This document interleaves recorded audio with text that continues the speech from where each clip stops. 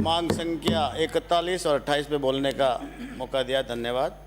सभापति महोदय, जो ग्रामीण विकास की अपन बात करें, इसके लिए काफ़ी चर्चा हुई, लेकिन ग्रामीण विकास कैसे होगा? ग्रामीण विकास के अंदर मूलभूत सुविधा से जो वंचित रह रहे हैं, जैसे बिजली, पहले पंडित दीनदयाल के अंदर सब जगह बिजली दी जा रही थी और अभी कुछ ढाणियाँ बाकी हैं, तो उसमें बिजली लगाने की आवश्यकता है तो वो लगाई जाए।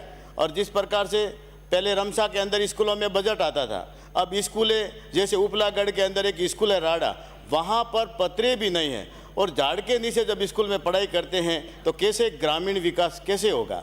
संभव ही नहीं है। जिस प्रकार से आपने चुनावों से पहले घोषणा की थी, आप मतलब ये जो सहायक, पंचायत सहायक और सविंदा को स्थायी करेंगे, 3 लाख नौकरियां देंगे, तो अगर वो हो जाता तो कम से कम थोड़ी बहुत समस्या दूर भी होती। और जिस प्रकार से ग्रामीण के अंदर पटवारी नहीं है रेवेन्यू डिपार्टमेंट के अंदर, और पटवारी नहीं होने की वजह से जैसे हमारे पिंडवाड़ा आबू रोड ग्रामीण क्षेत्र लगता हुआ है पूरा, और उसमें बारिश बिल्कुल नहीं हुई। और इसकी गिरदावरी अगर की जाए, किसके दबाव में गिरदावरी की, जो बिल्कुल उसको मतलब अकाल में घोषित ही नहीं किया, जबकि और इस पिछड़ा हुआ एरिया है, जबकि व्यापार वर्ग है शिवगंज सिरोही में, वहाँ अकाल रात घोषित किया। इतना अन्याय कम से कम ग्रामीणों के साथ में अगर किया है, ये ऊपर वाला नहीं बख्शेगा। हम जिस प्रकार से जहाँ ग्रामीणों के अंदर उद्योग लगे हुए हैं, वहाँ उद्योगों के हिसाब से ज़मीन चली जाती है लोगों की, फिर भी जिस प्रकार से रोडों की हालत देखो, डीएमएफटी का सारा पैसा आता है, तो क्या शिवगंज सिरोही में लगाया जाता है?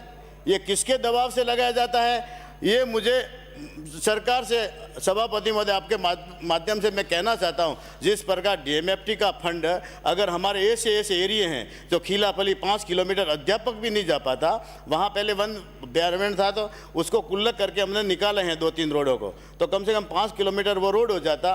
एक अपने वालोरिया से, एक उदयपुर से सीमा लगता हुआ टिलीना खेतला जी रोड जाता है, तो ये 2 रोड हो जाते, तो कम से कम हम भी कहते हैं कि डीएमएफटी का पैसा यहाँ मतलब उद्योग सारे पिंडवाड़ा तहसील के अंदर और बजट कहीं और चला जा रहा है, तो अन्याय हमारे जनजाति के लिए हो रहा है। ये दुख की बात है। जिस प्रकार से ये पंचायत समिति सदस्य और ये जिला परिषद सदस्य, क्या उनको मीटिंग होती है पंचायत समिति के बैठक के अंदर तो मात्र एक कचौरी खा के आओ, एक समोसा तो और चाय, कम से कम उनको भी सम्मान दिया जाए। मेरा आपसे सभापति महोदय, सरकार से, मंत्री जी से कहना चाहूँगा कि कम से कम उनको भी मानदेय दिया जाए। पहले 2003 से 8 तक मैं भी विधानसभा का सदस्य था, उस समय में कुछ उसकी अनुशंसा से काम भी होते थे, तो कम से कम अब चुनावों के लिए हम टिकट देते हैं तो वो कहते हैं कि मुझे नहीं लड़ना, तो कम से कम उनको सम्मान दिया जाए, उनके भी मानदेय दिए जाए। और जिस प्रकार से पंचायतों के अंदर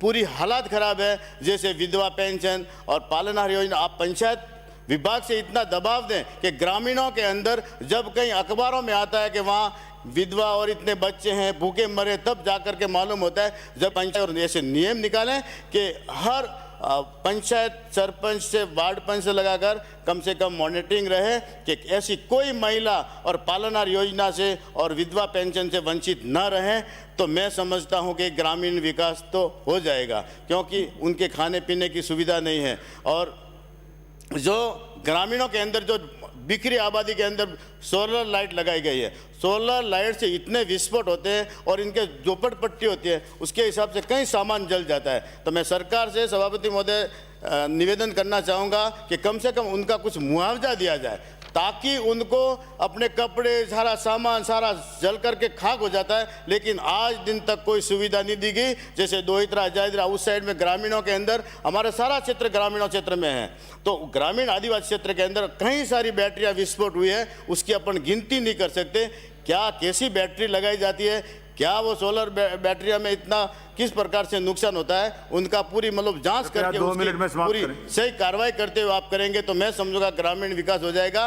और ग्रामीणों के अंदर अध्यापक नहीं, कहीं कहीं मतलब अध्यापक ग्रामीणों में जाते ही नहीं है, तो भेदभाव के ग्रामीणों का विशेष ध्यान दें। और मैं सभापति महोदय आपके माध्यम से कहना चाहूँगा कि जिस प्रकार से ये पंचायती राज के अंदर जो हॉस्पिटल जो ग्रामीणों में है, हॉस्पिटल में डॉक्टर नहीं, पशु चिकित्सालय में कोई डॉक्टर नहीं, किसान के पास में सबसे ज़्यादा पशु होते हैं। तो मैं आपसे सभापति महोदय सरकार से निवेदन करूंगा कि अगर ग्रामीण विकास चाहते हो तो ग्रामीण विकास, तो पहले ग्रामीण गौरव पद दिए जाते थे पूर्व सरकार में, तो आपने एक एक विकास पद दिया है, तो आपकी कम से कम आने वाले चुनाव में विकास पद के नाम से अच्छे मार्जिन लाओगे, नहीं तो फिर यहाँ से निश्चिमटे रहोगे।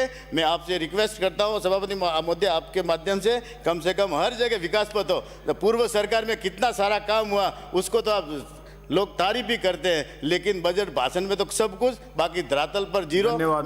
धन्यवाद। श्री गणेश घोगरा जी।